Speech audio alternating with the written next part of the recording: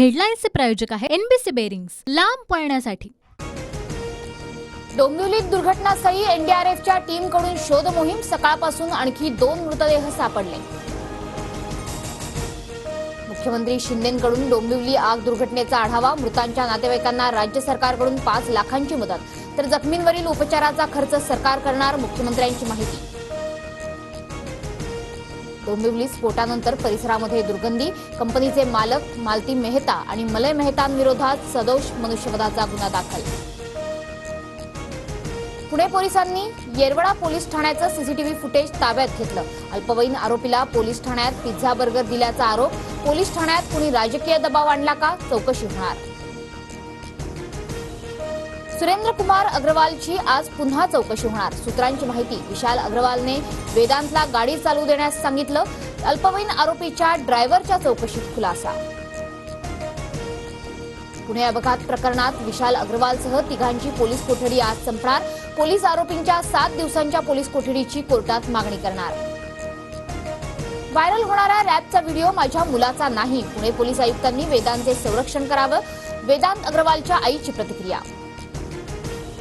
Builder विशाल अग्रवालच्या नातलगांची पत्रकारांना दमदाटी, गर्दी का करता असं म्हणत पत्रकारांना धक्काबुक्की, दमदाटी आधी कॅन्टीनमध्येही बिल्डरच्या नातलगानं पत्रकारांना धमकावलं।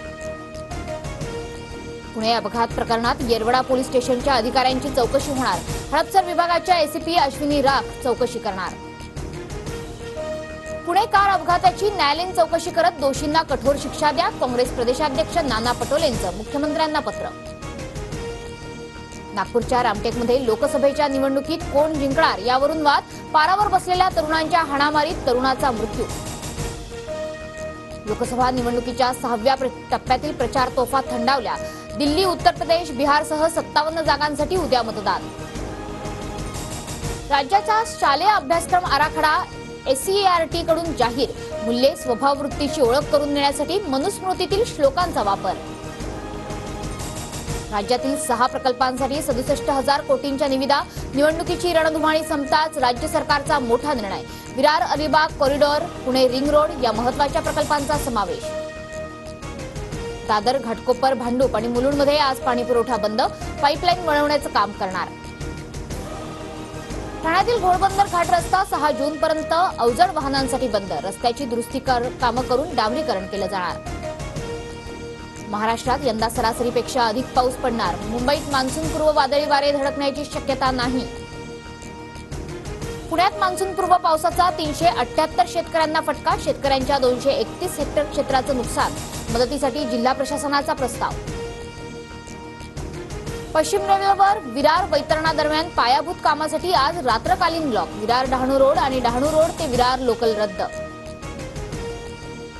पासपोर्ट निलंबनामुळे भारतात परतू शकत नाही, मेहुल चोक्सींचा विशेष न्यायालयात दावा, पंजाब नॅशनल बँक घोटाळ्यात मेहुल चोक्सी आरोपी। क्वालिफायर 2 मध्ये आज राजस्थान विरुद्ध हैदराबादची लढत, फिरकीला अनुकूल खेळपट्टीवर हैदराबादच्या फलंदाजांचा कस लागणार, विजेता संघ अंतिम सामन्यात कोलकाताशी भिडणार।